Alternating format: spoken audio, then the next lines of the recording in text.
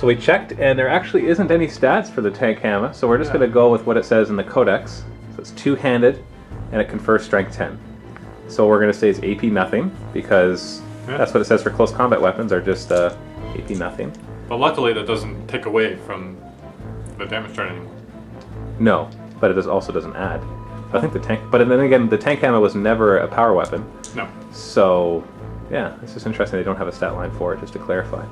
Okay, so the tank hammer is going to hit. You auto hit. It's strength 10. You don't get 2d6 armor penetration though. Nope.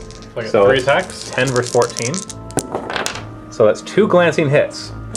And so glancing hits have no effect against the building, but they do cause a wound to the occupants. So they get 2 auto wounds with 3+ save. So 1 more dies. So unlike vehicles, buildings do not have hull points, so that actually had 0 effect on the building. Also, interestingly enough, if a building is unoccupied, you are not allowed to attack it. So you're not allowed to collapse a building that's unoccupied. The reasoning for that, I have no idea, but... There's just more important things, pressing things. Sure. It's like target priority, like shooting priority that they had before, that didn't make sense, and then maybe it did, I don't know. I don't know. That's the rule, we'll follow it. So now we're going to resolve, I guess we should have resolved the grenades first, but that's okay. So we have, we have 6 auto hits from the grenades. They're all strength 6 with Armor Bane, so they roll 2d6. So you're just going to roll... So... Yeah, roll 2 dice at a time. So okay. So you need 8 to glance. 1, that's 1 glance. 2, nothing. 3, penetrating. 4, penetrating. And 5, penetrating. Oh, there's 6 though. And 6. 1, 2, 3, 4. No, only 5. No, one of them threw on the battlements. That counts as a hit. Oh yes, that's true. Nothing. So 1 glancing, 3 penetrating. So hold on, 4 more wounds to the occupant. He's dead. So you killed this squad inside. They cannot reanimate when there's nobody left. Huh. So you just completely annihilated the squad inside. That was pretty fun. And then so the glancing does nothing. The other ones will roll on the building damage table. So it's actually a 1 to 7 because the AP1 does +2 and AP2 does +1. But your grenades are only AP4. Yes. So just roll 3 penetrating. Penetrating. So 5, 6, and a 3. Let's start at the 3. Partial collapse. The occupying unit suffers D6 strength 6 hits. So that nothing happens there because they're already dead. 5 is catastrophic breach. Reduce all of its armor values by D3. So I guess there's more than one way for the armor value to go down. So D3 armor value goes down by 1. So it's now armor value 13. That's actually a big deal. I guess at the initiative order that makes sense, because if I hit you with a grenade... Yeah, so your hammer would have actually been a penetrating hit. Although the hammer would have probably gone before the grenade. No, that's true. I think because the tank hammer's on... I mean, the tank hammer, I guess, yes, it doesn't say it's unwieldy. Tank hammer's at initiative 2. And they're all initiative 2. Although the bombs, were they unwieldy?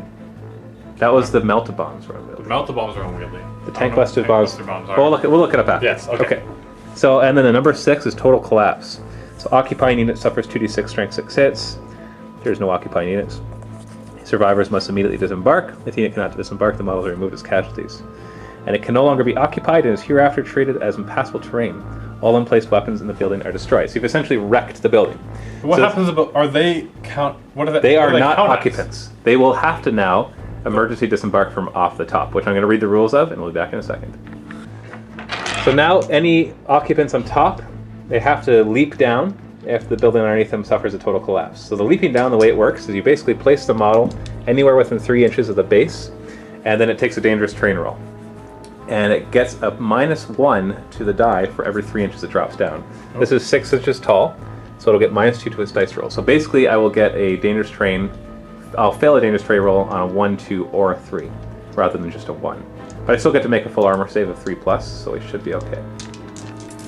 So I'm just going to place each of these within 3.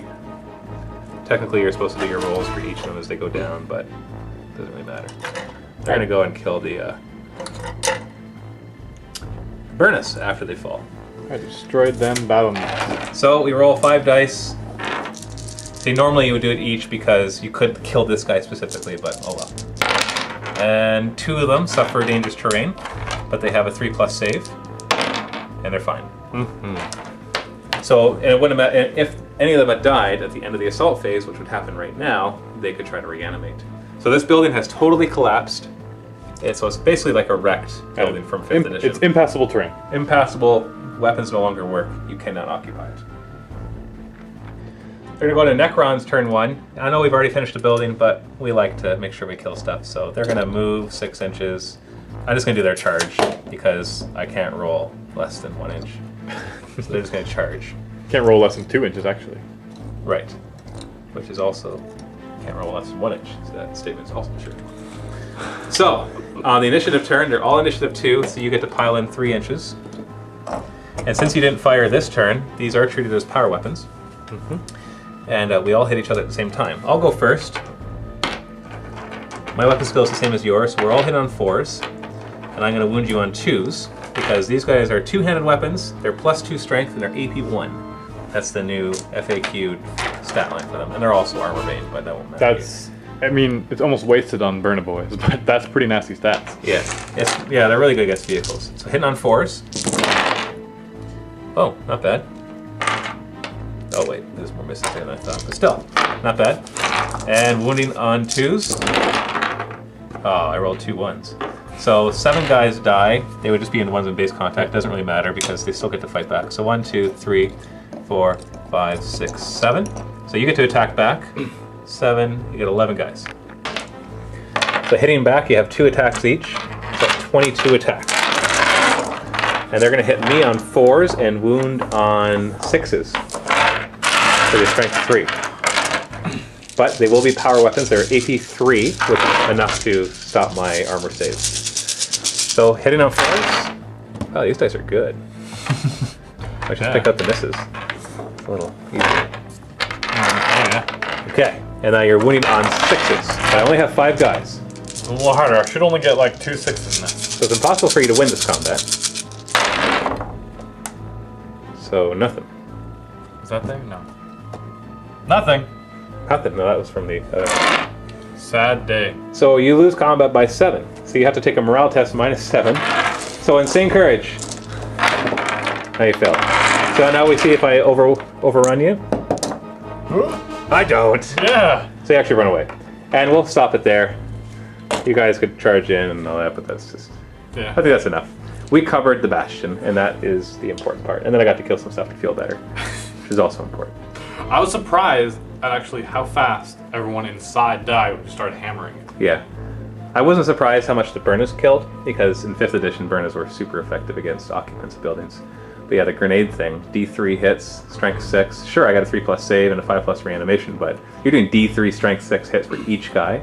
It was almost better to do that than the tank hammer, because you get to hurt the guys inside. I was about to comment on that, because the tank hammer, whenever you throw a bomb, it's not just occupants, and you hit the building as well. Yeah. Now, mind you, if you do a glancing or penetrating, you automatically wound one occupant.